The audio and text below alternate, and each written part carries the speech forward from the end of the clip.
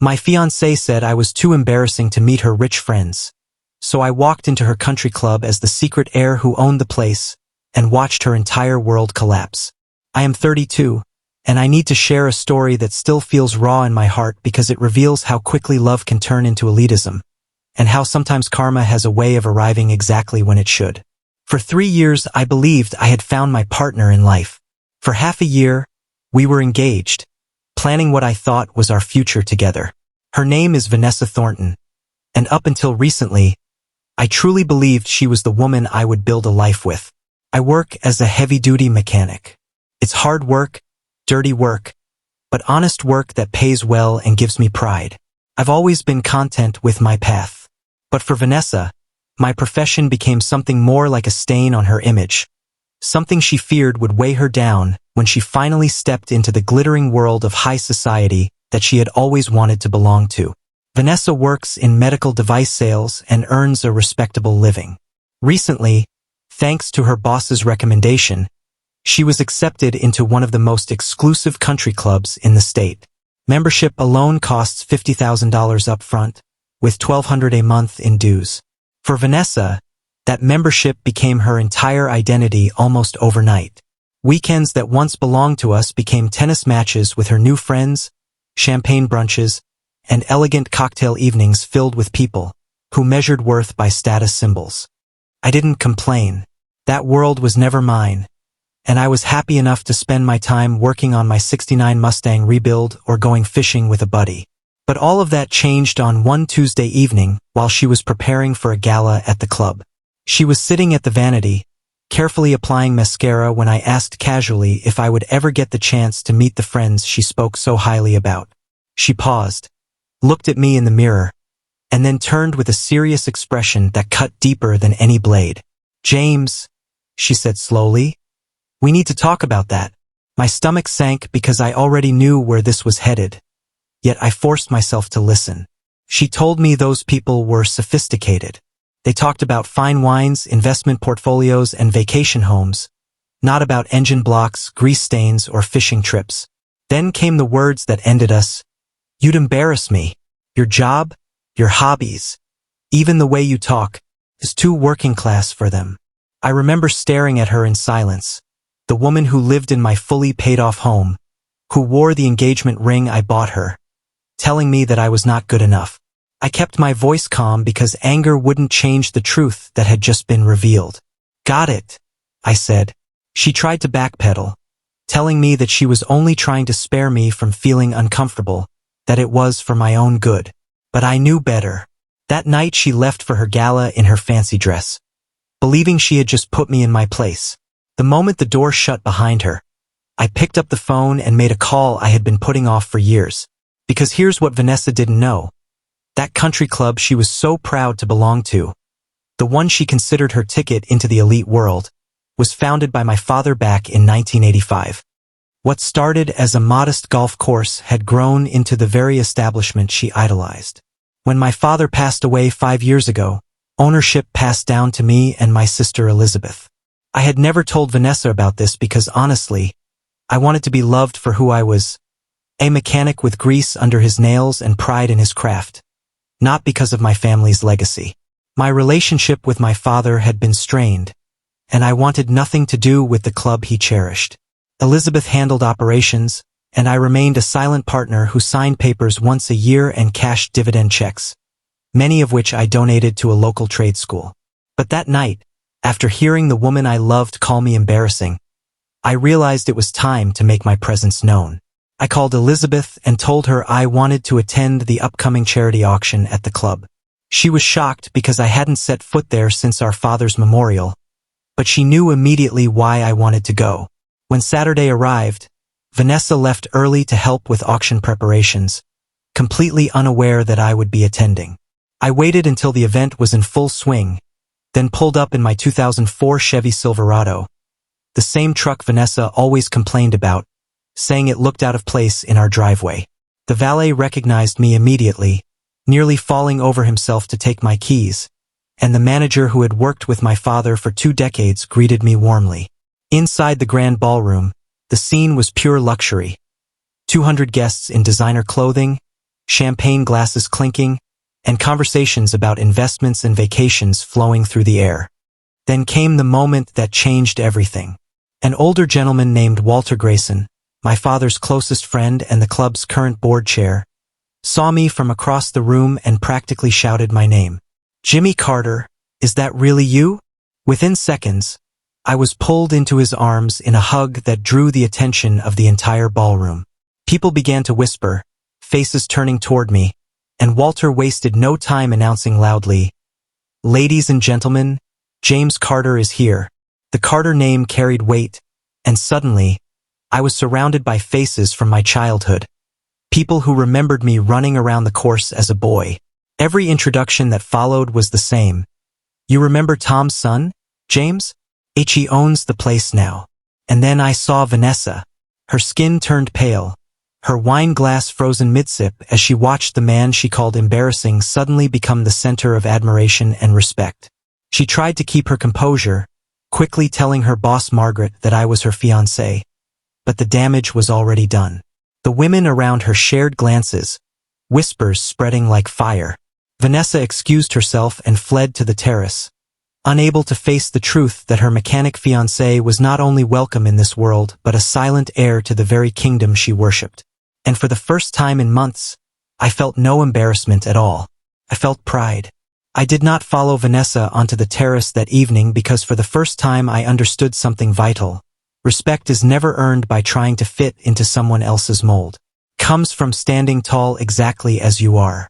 Instead of chasing after her, I stayed in that ballroom surrounded by people who supposedly would have looked down on me. But instead of sneers or judgment, they wanted to know about my work. One man asked me about restoring engines, another wanted advice on boats, and a few even said they admired the trade skills I had. The irony could not have been clearer. The only person who thought I wasn't good enough was the woman who claimed to love me. Throughout the evening, my phone buzzed constantly with Vanessa's messages. "We need to talk. This isn't funny. You lied to me. Please stop ignoring me." But I ignored every single one because that night wasn't about her anymore. It was about me reclaiming the dignity she tried to strip away. I bid $20,000 on a charity vacation package, not because I wanted it, but because it would help a children's hospital. I laughed with Margaret, who told me that Vanessa had been misrepresenting my career to everyone, claiming I worked in logistics and was too shy to attend events. Margaret just smiled and said, "Well, she clearly didn't know who you really were, but that's not your fault. People always show their true selves eventually." And she was right. Later that night, when I finally returned home, Vanessa was already there waiting, pacing my living room. Her eyes were red, and she looked at me with a mixture of anger, shock, and desperation. "3 years, James," she said sharply. "You hid this from me for 3 years." I didn't even raise my voice. I told her simply that I hadn't hidden anything. She just never bothered to ask. To me, I am a mechanic. That's my job, my pride, my identity. The country club was an inheritance I wanted no part of. She didn't want to hear that. All she cared about was the humiliation she felt when she realized she had been wrong. Do you know how humiliating it was for me? I told everyone my fiancé was too embarrassing for them. "And you're basically their landlord," she said. I looked at her then and realized that nothing she was saying came from love or respect. It was all about image, all about how she looked to other people. And that's when I told her the words that would end it all. "Take off the ring, Vanessa." She screamed. She cried. She accused me of ruining her life, bringing up deposits, wedding plans, flights her parents had already booked. But none of it mattered anymore. I told her she could keep the ring if she wanted, that it could serve as payment for the 3 years I spent loving someone who saw me as beneath her. She threw it at me anyway and stormed out, tires screeching down my street. The next days were a storm of calls, texts, and messages from her and her mother Patricia. Apologies mixed with insults, pleas mixed with threats. Patricia even showed up at my shop in her silver BMW, looking utterly out of place among the smell of grease and steel, trying to convince me to reconsider.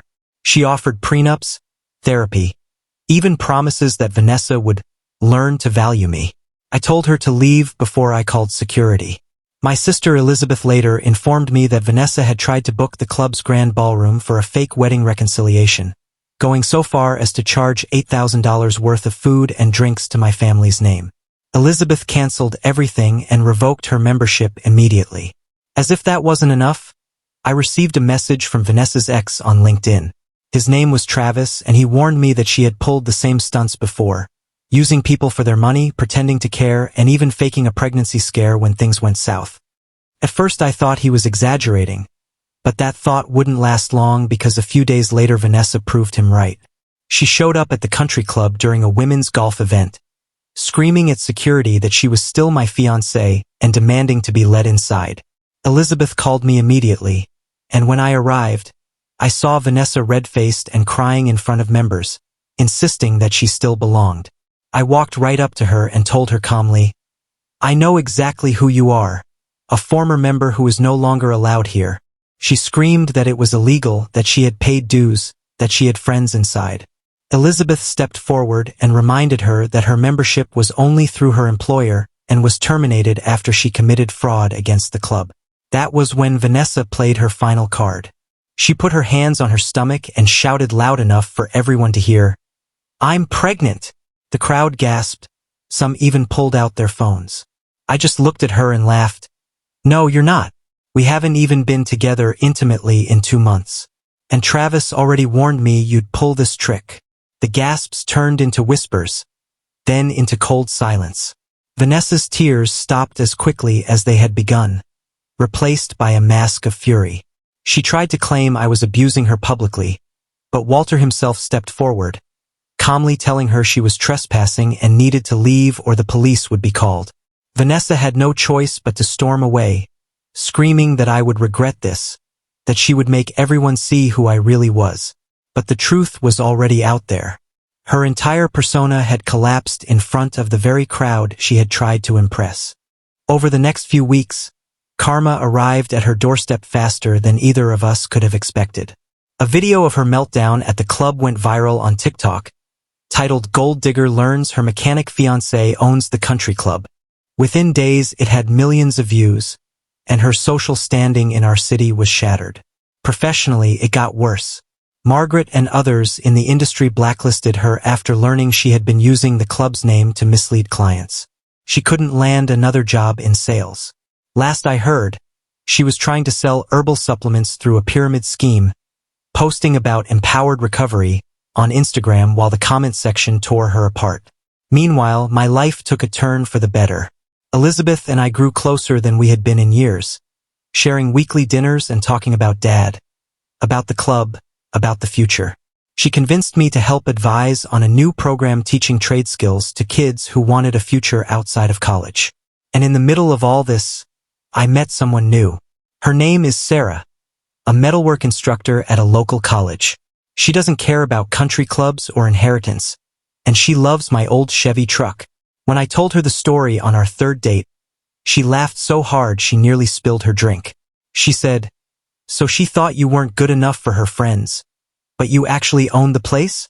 That's the best karma story I've ever heard." Today, I stand with a clearer vision than ever before.